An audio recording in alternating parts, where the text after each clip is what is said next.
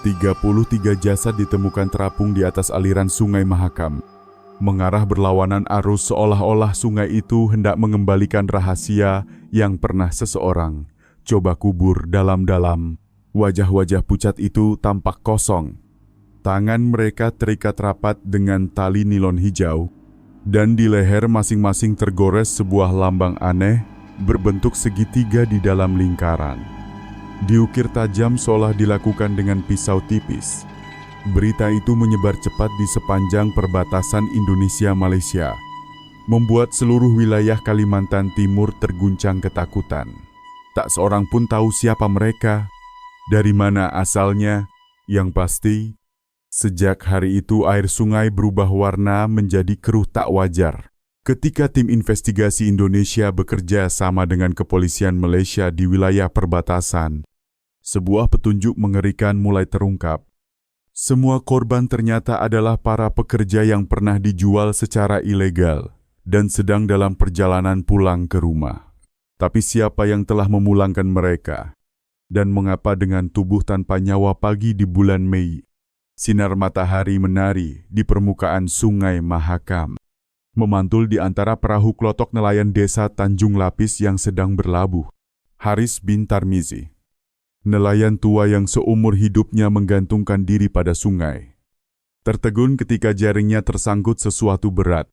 Awalnya ia mengira itu bangkai kerbau yang hanyut, tapi saat kain basah itu terbuka, sebuah wajah manusia pucat tampak menatap kosong ke langit. Jeritannya memecah udara, membuat seluruh dermaga porak-poranda. Pasukan patroli perbatasan segera dikerahkan. Mereka menarik jaring-jaring di sepanjang aliran dan menemukan 22 jasad lain dalam radius kurang dari 5 kilometer. Semua korban terikat di belakang. Leher mereka sama-sama tertandai dengan simbol segitiga di dalam lingkaran. Pemandangan itu begitu mengerikan hingga beberapa orang di lokasi jatuh pingsan. Kompol Nugrohova Hadi, Kepala Unit Reserse Wilayah Perbatasan Kutai Kartanegara, segera mendapat perintah berangkat. Ia menyetir menembus malam ketika tiba di tepi sungai. Bau amis darah dan lumpur masih menyesakkan udara. Warga berkerumun, bisik-bisik penuh ngeri. Seorang nenek berucap pelan, "Seumur hidup saya, baru kali ini Mahakam mengembalikan sebanyak ini." Nugroho segera memerintahkan agar seluruh kawasan dipasangi garis polisi. Tim forensik dan evakuasi mulai mengevakuasi jenazah. Menjelang sore, angka resmi pun keluar 33 jasad. Semuanya warga Asia, berusia antara 20 hingga 40 tahun, tanpa satu pun identitas. Saat satu persatu kantong jenazah diangkat ke mobil ambulans, Nugroho menahan napas di pergelangan tangan korban ke-14 terukir kalimat aneh dalam bahasa Melayu campur tulisan asing Somtuk Mina. Penerjemah di sebelahnya berbisik, artinya, air tak bisa menyembunyikan apapun.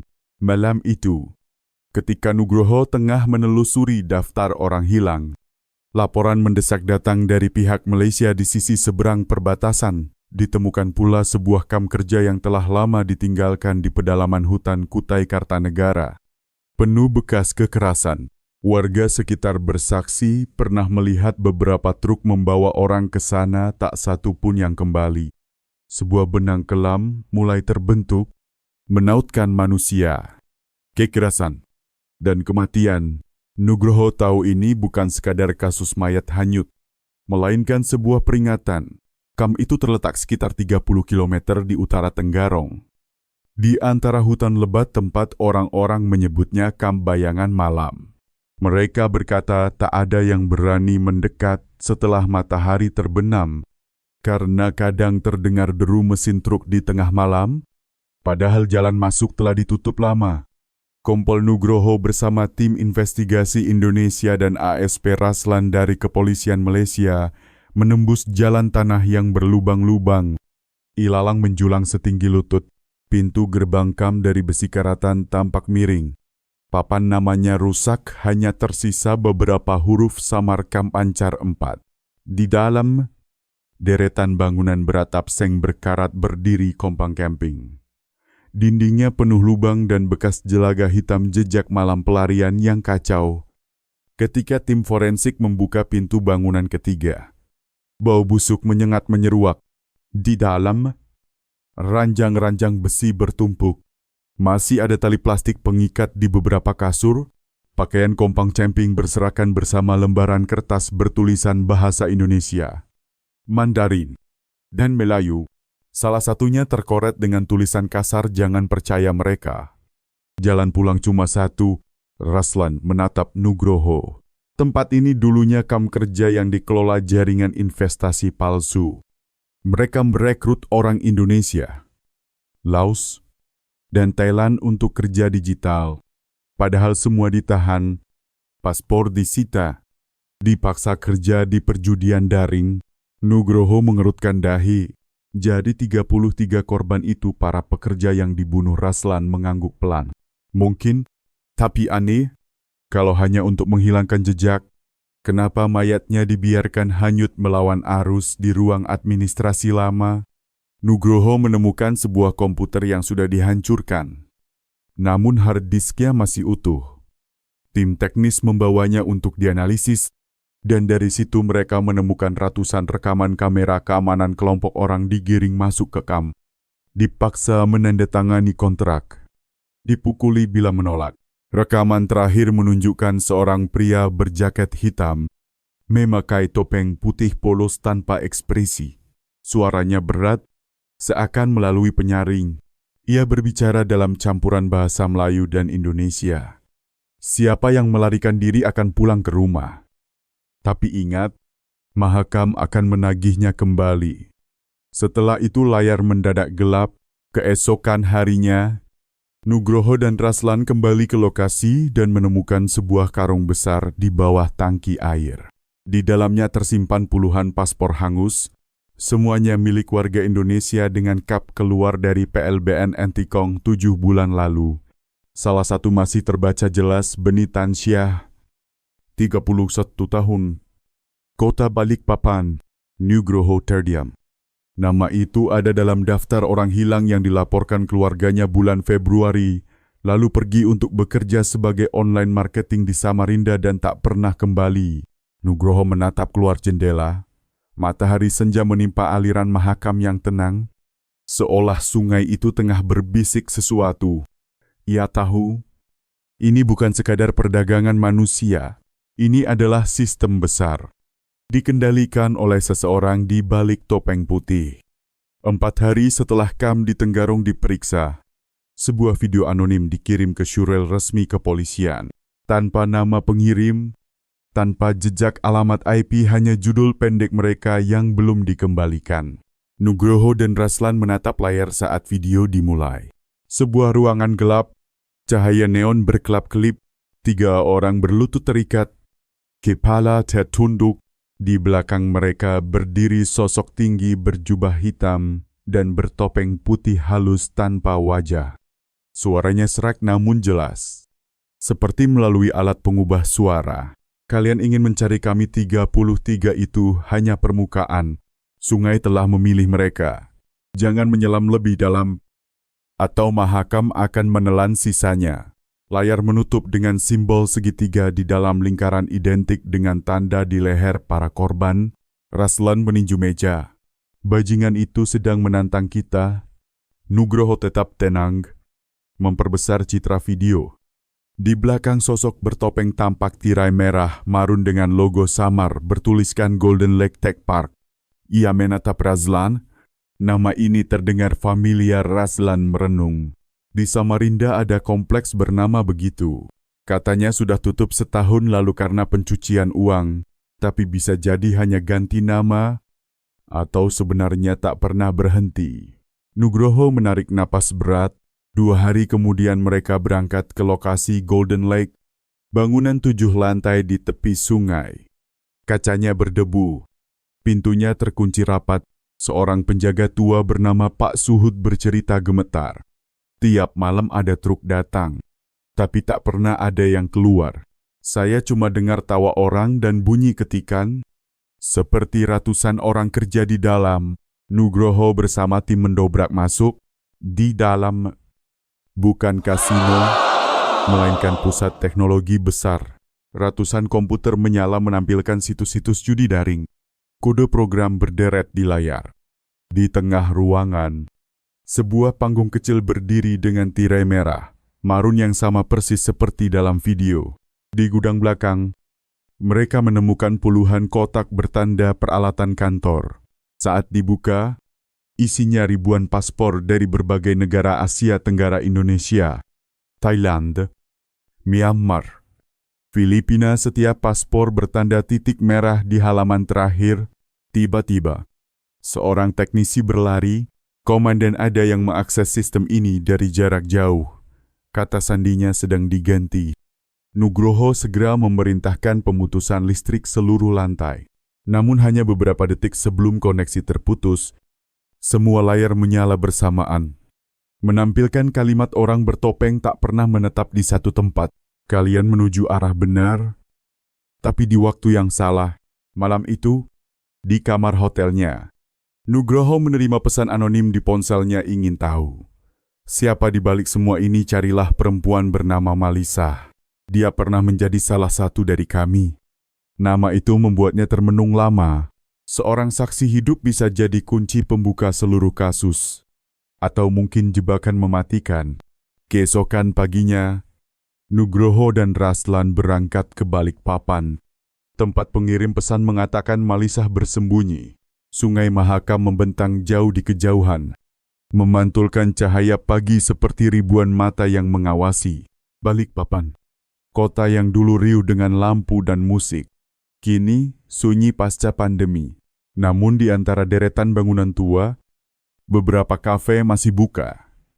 Raslan membawa Nugroho ke sebuah tempat kecil bernama Lotus Moon.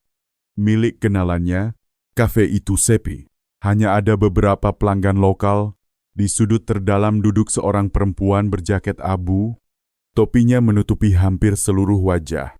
Saat melihat Raslan, ia menatap dengan waspada. "Malisa," sapa Raslan perlahan.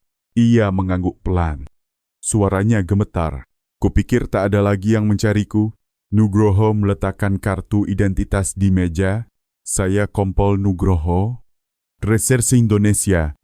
Kami menyelidiki kasus 33 jasad di Mahakam. Saya yakin Anda tahu sesuatu." Perempuan itu diam sejenak, lalu melepas topinya. Wajahnya tampak dengan luka parut panjang dari pipi ke leher bekas sayatan lama yang membuat siapapun bergidik. "Aku dulu bekerja di Golden Lake Tech Park," katanya lirih. "Tapi tempat itu bukan kantor. Itu penjara. 3 tahun lalu, ia direkrut sebagai penerjemah untuk perusahaan teknologi. Begitu tiba, paspornya disita, ponselnya diambil, dan ia dipaksa melatih kelompok pekerja Indonesia untuk membuat akun palsu dan mencuri uang lewat platform taruhan. Siapapun yang melawan disiksa." Setiap Jumat malam, seorang pria bertopeng putih muncul. Tak ada yang tahu siapa dia. Hanya disebut dengan satu nama, Dono. Ia jarang bicara, cukup satu perintah. Lalu selalu ada yang hilang. "Dia orang Malaysia?" tanya Nugroho. Malisa menggeleng. "Aku tak yakin." Logatnya campuran Indonesia dan Mandarin. Tapi dia punya tanda di pergelangan tangan kanannya, tato ular melilit segitiga. Raslan menatap Nugroho tajam. Itulah simbol yang sama dengan yang terukir di leher para korban. Malisa mengeluarkan sebuah kartu memori kecil dari saku jaketnya. "Ini semua yang sempat kuambil sebelum kabur. Rekaman kamera di ruang kendali. Aku tahu kalau bicara, mereka akan membunuhku. Tapi aku tak bisa membiarkan mereka terus berlangsung." Mentadaki. Pintu kafe terhempas terbuka. 2 pria tak dikenal melangkah masuk. Masing-masing menempelkan ponsel ke telinga. Sorot mata mereka menyapu ruangan. Malisa spontan menunduk. Raslan berbisik sangat pelan. "Kita sudah diikuti." Nugroho memberi isyarat keluar. Lewat pintu belakang, mereka menyelinap melalui gang berdebu. Langkah dipercepat. Sampai di area parkir, sebuah motor sport hitam melesat datang, melepaskan 3 tembakan beruntun. Malisah menjerit. Nugroho merangkulnya jatuh. Sebutir peluru menggores dinding, meninggalkan bekas hangus. Motor itu pun lenyap menuju jalan raya. Nugroho segera menyeret Malisah ke mobil dan tancap gas menuju markas kepolisian kota. Tangannya masih gemetar, menggenggam kartu memori erat-erat di ruang pemeriksaan. Ketika video diputar, mereka melihat rekaman yang menyesakkan para pekerja Indonesia digiring naik ke bak truk. Dalam gelap malam, Dono berdiri di atas anak tangga, memegang topeng putih di tangannya. Suaranya menggema. Siapa yang berkhianat sungai akan menagihnya. Siapa yang tunduk akan dibiarkan hidup. Lalu ia berbalik menaiki sebuah pikap perak. Plat nomornya disamarkan. Nugroho menghentikan frame. Bisa diperbesar platnya, teknisi memperlebar citra. Deretan karakter muncul buram KT2A. 8891. Raslan menghela napas pendek. Itu terdaftar atas nama PT Ancar Trans Logistik. Milik seorang politisi, suasana ruangan mengental. Jika Dono benar-benar terkait lingkaran kekuasaan, kasus ini melampaui kewenangan mereka. Malisah memandang Nugroho. Suaranya serak. Kau belum paham? Dono bukan cuma satu orang, dia itu sistem. Dan Mahakam hanyalah tempat mereka mengembalikan siapapun yang dianggap tak lagi bernilai. Nugroho mengepalkan tangan. Ia tahu semuanya baru mulai. Sungai Mahakam masih menyimpan terlalu banyak rahasia yang belum timbul ke permukaan. Pagi di balik papan menyala kuning terik. Tetapi tak seorang pun di tim merasa hangat. Di ruang rapat darurat, cahaya layar menyorot wajah Nugroho dan Raslan yang sama-sama membisu. Plat KT2A 8891 baru saja ditelusuri tuntas, kendaraan terdaftar atas PT Ancar Trans Logistik berkantor di Samarinda. Direktur operasionalnya Kamaen Wijaya. Pengusaha WNI keturunan yang merangkap penasihat logistik bagi politisi Arman Chandra, figur yang dikenal dekat dengan modal asing dan diduga menanam investasi di klaster teknologi digital sepanjang perbatasan. Nugroho berdiri. Kalau Dono bekerja untuk Ancar Trans, dia berlindung di balik orang kuat. Tapi kita butuh bukti. Malisah berbisik. Aku tahu dia di mana. Ia sering datang ke gudang lama Ancar Trans dekat pelabuhan Samarinda. Aku pernah ditahan di sana 3 hari sebelum dipindahkan ke Golden Lake. Sore itu juga, Nugroho dan Raslan berkoordinasi dengan satuan khusus untuk operasi pengintaian. Gudang berdiri menempel tepian sungai. Kawasan sepi, hanya tumpukan kontainer tua.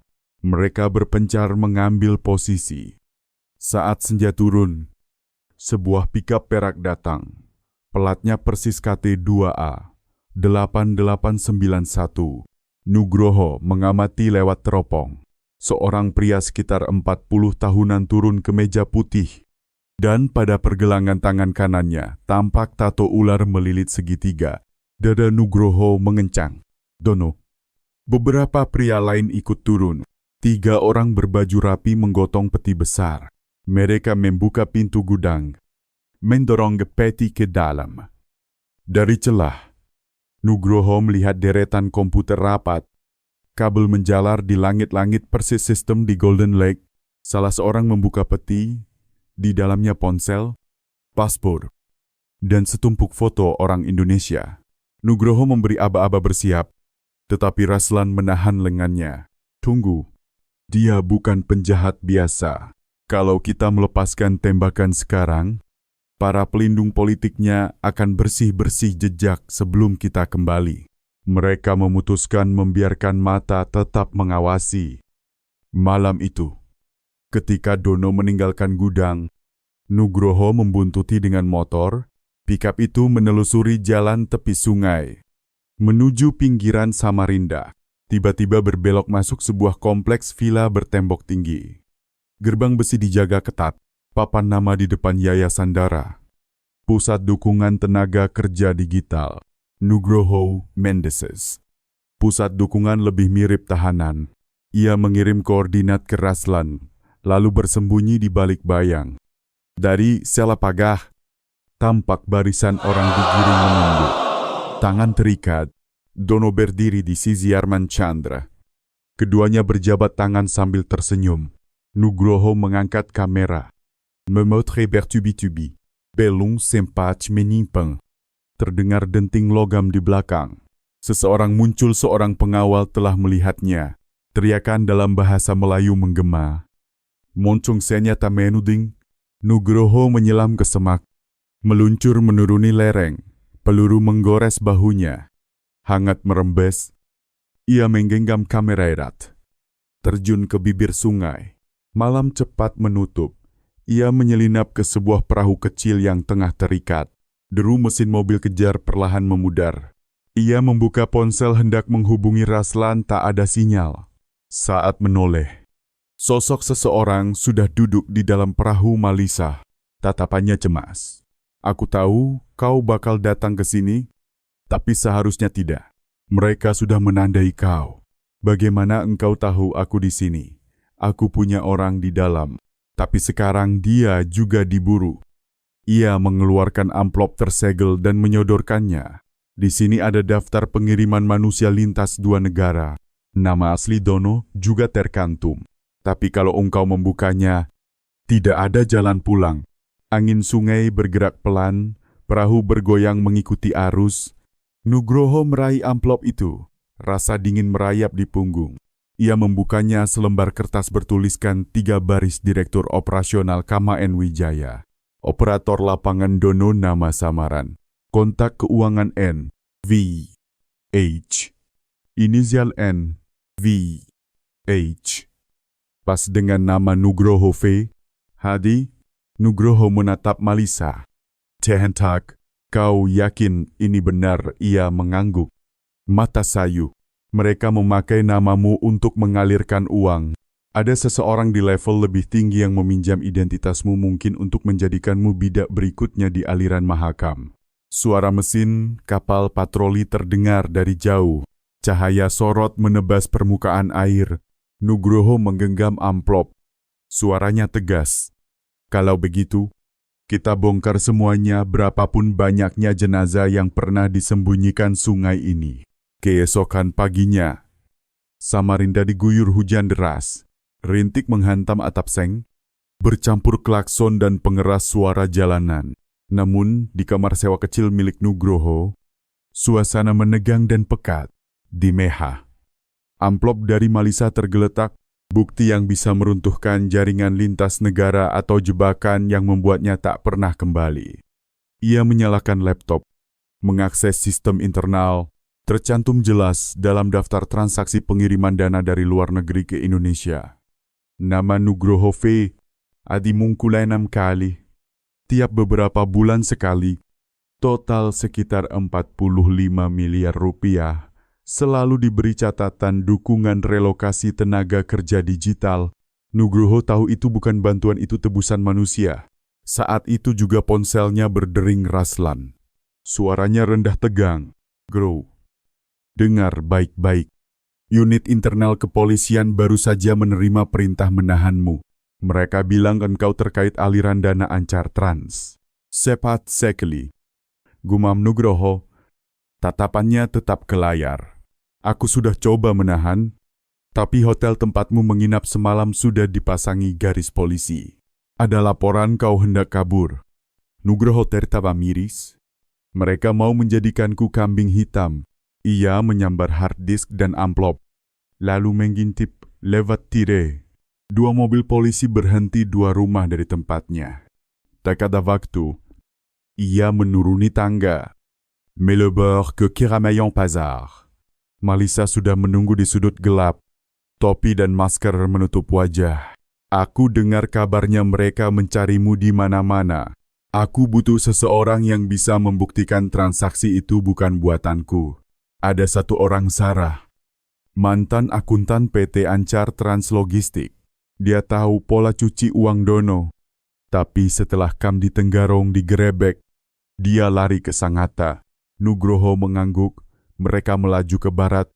Di perjalanan, ia menyadari sebuah pikap hitam membuntuti. Ia membanting setir masuk jalan kecil tepi sungai. berhenti di sebuah vihara tua. Keduanya bersembunyi di belakang patung besar. Wewangian dupa mengepul memenuhi ruang. Pikap itu berhenti di gerbang. Dua pria turun. Salah satunya berbahasa Indonesia jelas.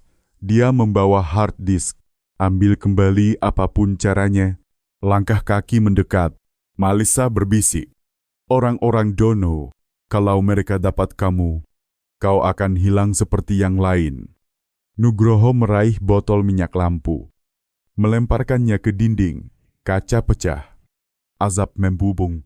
Dalam kekacauan sekejap itu, ia menarik Malisa melalui pintu belakang, melompat ke motor, dan melesat menuju Sangatta. Malam turun. Mereka berhenti di sebuah losmen kecil pinggir jalan. Nugroho menyalakan hard disk cadangan milik Golden Lake. Satu berkas mencolok Project Return, CSV, saat dibuka. Ratusan baris menampilkan daftar pekerja, kewarganegaraan, nominal tebusan, dan kolom hasil penanganan. Di ujung tiap baris, satu kata return. Malisa bergidik. Apa arti return dikembalikan? Jawab Nugroho berat. Tapi bukan dengan tiket pesawat melainkan lewat sungai. Ia menggulir sampai baris paling bawah. Nama Nugroho V. Hadi tertulis. Status tertunda. Malisa tercekat. Mereka sudah memasukkan namamu ke daftar pengembalian. Saat itu terdengar gerak di luar jendela. Sesosok bayangan melintas. Nugroho mematikan lampu. Merapat ke dinding. Menarik pistol. Pintu terkuak. Sebutir peluru menancap di kusen. Ia membalas 2 kali. Kaca berderai. Sosok itu tumbang di teras. Nugroho mendekat dan menyingkap penutup wajah hitamnya seorang pemuda dingin dari seberang, di sakunya. Ponsel masih terhubung telepon, suara di ujung sana terdengar terdistorsi bagus. Sudah dapat dia Nugroho menyahut parau? Sudah. Tapi dia tak lagi bisa bicara. Sebelah sana hening beberapa detik. Lalu tawa tipis. Berani juga. Grow. Tapi kau tahu tidak. Sayangnya semuanya bermula dari dirimu. Sambungan terputus. Pada layar tertera nama kontak N, V, H. Persis inisial pada berkas penyamaran. Nugroho mundur setapak. Jantungnya menghentak. Seseorang menggunakan namanya untuk menggerakkan jaringan. Seorang Nugroho V. Hadi yang lain. Atau ada yang ingin menjadikannya. Dono itu sendiri. Malisa berbisik. Tanpa Sarah, kau takkan pernah membersihkan namamu, dan bisa jadi kita berdua benar-benar akan dikembalikan. Di kejauhan, suara Mahakam bergaung lirih. Sungai itu tidak tidur. Ia menunggu. Sangatta menyambut mereka dengan panas yang aneh menyilang. Cahaya terasa membela. Jalan-jalan berdebu memanjang di tepi air. Aliran Mahakam di sini tak lagi tenang seperti di hilir. Air berputar liar. Desisnya bergema panjang seperti napas makhluk raksasa yang bersembunyi. Malisa menunjuk ke sebuah rumah kecil yang terlindung di sela-sela rimbun pohon mangga. Sarah ada di sana. Bisiknya, dia dulu menjadi kepala akuntansi PT Ancar Translogistik. Tapi jangan berharap mudah dia takut pada siapapun. Mereka mendekati daun pintu kayu yang sudah tua. Nugroho mengetuk pelan. Tak ada jawaban. Hanya bunyi kunci berputar. Pintu terbuka sedikit. Separuh wajah seorang perempuan tampak dengan mata sayu berhias lingkar gelap. Penuh waspada. Aku. Malisa. Suaranya parau kelelahan. Aku datang seperti yang kau minta untuk menyelamatkanmu. Sarah terdiam beberapa detik. Lalu mempersilakan masuk. Di dalam, rumah berantakan, kertas-kertas berserak di lantai. Bau lembab bercampur kopi yang telah dingin. Aku tahu kalian datang karena Dono. Ucap Sarah sambil menuang air. Tangannya bergetar, tapi dia bukan satu-satunya masalah. Dia hanya tangan kanan. Orang yang benar-benar mengendalikan jaringan adalah Kamayan Wijaya. Nugroho menyalakan alat perekam. Kemana dia pemilik Ancar Trans? Benar-benar. Jawab Sarah. Dan dia juga penyandang dana untuk Arman Chandra. Mereka menyulap program ekspor tenaga kerja digital menjadi kedok. Orang-orang yang terbujuk berangkat disita paspornya, lalu dijual ke kasino daring atau pabrik penipuan siber. Jika ada yang mati atau melawan, mereka menyebutnya return dikembalikan ke sungai. Malisah berbisik, lalu soal penyamaran kenapa mereka memakai namanya untuk otorisasi Sarah tercekat. Ia membuka laptop, mengetik sandi panjang berlapis. Layar menampilkan lembar data akuntansi. Di kolom kanan, frasa, authorized by Nugroho V. Hadi berulang-ulang, mereka mencuri identitasmu dari basis data bersama lintas negara. Kata Sarah pelan, ada orang dalam dari sistem penegak hukum yang menjual data. KMN memilihmu karena engkau pernah membongkar kasus perdagangan manusia tahun lalu. Dia ingin menjerumuskan reputasimu. Kalau jaringan ini terbuka, Nugroho menggeretakkan gigi. Ada salinan transaksi ada. Tetapi kita harus ke lokasi penyimpanan utama di Samarinda. Aku memegang kunci sandinya. Tapi hanya bisa diakses dari server internal. Belum sempat Nugroho menimpali. Deru mesin terdengar di luar. Sarah melompat kaget. Tak mungkin mereka menemukan tempat ini. Secepat itu, 3 truk kecil berhenti di depan gang. Orang-orang bersenjata turun dengan wajah tertutup. Teriakan dalam bahasa setempat terdengar beruntut. Malisa menarik lengan Sarah ke pintu belakang. Nugroho mengokang senjata. Menutup barisan. Peluru menderu menembus pintu kayu. Serpihannya berterbangan. Ia membalas tembakan beberapa kali, lalu memberi isyarat menuju tepi sungai. Di sana, sebuah perahu kecil sudah terikat. Mereka melompat naik. Mesin meraung dan perahu menukik ke arus tengah.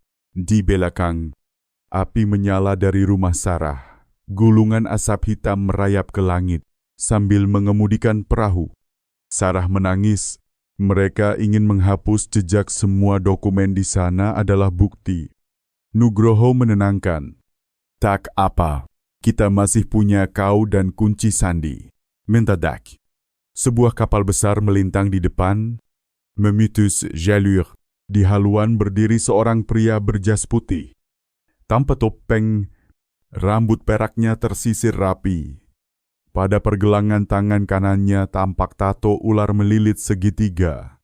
Malisah berbisik, "Dono." Suaranya kemudian menggema melalui pengeras suara. Tenang namun menekan, "Kompol Nugroho, harus kuakui kau lebih keras kepala dari dugaanku. Tapi kau sudah berada dalam arus mahakam. Tak ada yang bisa lepas darinya." Nugroho menggenggam pistol. Pandangannya tak beralih. "Kau bisa menembak, tapi mahakam tak akan menelan orang tak berdosa lagi." Dono tertawa kecil. Mengangkat ponsel, "Aku tak perlu menembak. Lihat ini." Di layar ponsel, tayangan langsung memperlihatkan Raslan rekan Nugroho terikat di sebuah ruangan gelap. Suara lain menyusul, "Datar 1 nyawa ditukar 1 nyawa. Jika kau melangkah lebih jauh, mahakam akan menagihnya." Nugroho menegang. Dono melanjutkan dengan nada kalem, "Berikan padaku kunci sandi milik Sarah." Aku lepaskan Raslan, tolak dan dia lenyap. Sarah menggigil. Air mata jatuh. Aku tak bisa. Dia akan menghapus semua data. Grow. Nugroho menatap mereka berdua. Lalu menatap arus. Air berputar ganas. Perahu mereka oleng hebat. Ia tahu hanya punya beberapa detik untuk memutuskan. "Sarah," ucapnya pelan, "percayalah padaku. Berikan kunci itu, ya raku sesat." Lalu mengetik cepat di ponsel serangkaian karakter muncul. Nugroho menerimanya. Segera mengirimkan ke perangkatnya dan menyalurkannya ke pusat investigasi di Indonesia. Dahi Dono mengerut, ia paham Nugroho tidak menyerahkan, melainkan menyebarkan bukti keluar. Tembak bentaknya. Letusan memekakkan telinga. Air memercik putih. Perahu kecil mereka terombang-ambing. Malisa berteriak ketika Sarah ambruk, darah membasahi bajunya. Nugroho meraih tubuhnya. Mata Sarah berkabut. Suaranya menipis. Datanya sudah sampai. Akhiri semuanya. Kepalanya merunduk. Jemarinya terlepas. Sebuah USB meluncur ke lantai perahu. Bawa dia juga. Dono menjeram. Kapalnya merapat agresif. Namun tiba-tiba, sebuah helikopter Polairut menukik di atas permukaan air. Sorot lampu membelah gelap. Pengeras suara mengguntur. Semua berhenti, lokasi ini telah dikepung. Dono memutar badan. Melompat ke air. Dan menghilang ke dalam pusaran mahakam. Nugroho mengangkat Sarah. Mata memerah. Ia tahu perempuan itu telah mengorbankan nyawanya untuk membuka jalan. Malisah menggenggam tangan Nugroho. Kita masih punya kesempatan. Sekarang saatnya membuktikan kebenaran. Cahaya helikopter menari di atas permukaan sungai yang memerah. Mahakam seakan meraung. Seperti hendak mengatakan, masih ada bagian terakhir dari rahasia yang belum ditampakkan. Langit Samarinda tertutup awan kelabu ketika Nugroho kembali ke posko komunikasi internasional. Hujan deras menghantam, atap seng seperti ribuan kepalan tangan tak terlihat. Nugroho dan Malisah kelelahan. Tubuh berlepotan darah dan lumpur setelah kejar-kejaran semalam, namun di tangannya ada USB bukti terakhir yang ditebus Sarah dengan nyawa. Ketika perangkat itu disambungkan ke server, sebuah berkas terenkripsi terbuka. Kalimat pertama menyala di layar Mahakam Konfidensial oleh Kamaen Wijaya. Di dalamnya ada keseluruhan sistem jaringan daftar perusahaan kedok, rekening bank, alamat operasi judi, dan sebuah folder khusus bernama Dono Recordings. Nugroho membukanya. Rekaman suara bergulir pengiriman muatan orang Indonesia sudah siap. Mahakam akan menerima sisa barang. Ingat, kalau ada kebocoran, jatuhkan semua pada hadi, berkasnya sudah disusun. Malisah mencengkeram tangan Nugroho. Mereka sungguh-sungguh ingin menjadikanmu pengkhianat? Nugroho tak menjawab, amarahnya membara. Begitu data disinkronkan ke sistem keamanan internasional. Alarm meraung. Peringatan serangan siber muncul di layar, sumbernya dilacak ke kantor Arman Chandra. Nugroho sempat mengirim satu salinan terakhir sebelum seluruh sistem padam. Layar gelap. Pintu terhempas. Dua polisi berseragam masuk. Senjata terangkat. Kompol Nugroho V. Hadi. Anda ditahan atas dugaan spiones dan intervensi politik. Nugroho menatap Malisah dan mengangguk. Ia tahu momen ini akan tiba. Ia mengangkat tangan tanpa perlawanan. Baik. Tapi setidaknya periksa data dalam USB itu. Mahakam akan menceritakan sendiri kebenarannya. 3 hari kemudian, kabar meledak ke seluruh Asia Tenggara. Kamaen Wijaya dan Arman Chandra ditangkap atas perdagangan manusia lintas negara. Jaringan yang menggunakan identitas palsu aparat Indonesia dibongkar. 33 jenazah yang hanyut melawan arus di Mahakam dipastikan korban PT Ancar Translogistik. Nugroho dibebaskan berkat bukti di USB dan salinan data yang terkirim ke instansi pusat. Saat ia melangkah keluar kantor, Malisah menunggu di luar, wajahnya lelah. Namun matanya menyala berbeda. Sarah benar, ucapnya lirih. Mahakam tak pernah bisa menyembunyikan rahasia. Sungai itu hanya menunggu seseorang yang cukup berani menatap dasarnya. Nugroho menoleh ke sungai di depan. Air masih mengalir. Tetapi hari ini tak lagi berbau amis. Sekelompok warga setempat melarung bunga teratai di arus. Mendoakan arwah yang dikembalikan dapat beristirahat dengan tenang. Malisah bertanya, "Lalu kau akan melakukan apa?" Nugroho menjawab berat. "Aku akan kembali ke Indonesia bukan untuk beristirahat. Masih ada jaringan lain. Masih ada orang-orang yang belum dikembalikan." Malisah tersenyum tipis, mengangguk, "Kalau perlu, aku ikut." Mereka berdiri terdiam, gerimis kembali turun, berpadu dengan asap dupa dari tepi sungai. Sebuah perahu kecil melintas. Tiap perahu memajang lambang segitiga di dalam lingkaran. Nugroho mengikutinya dengan pandang sunyi. Kasus ini selesai. tetapi Mahakam akan terus bergolak. Angin berhembus. Air sungai meninggi perlahan seperti jawaban.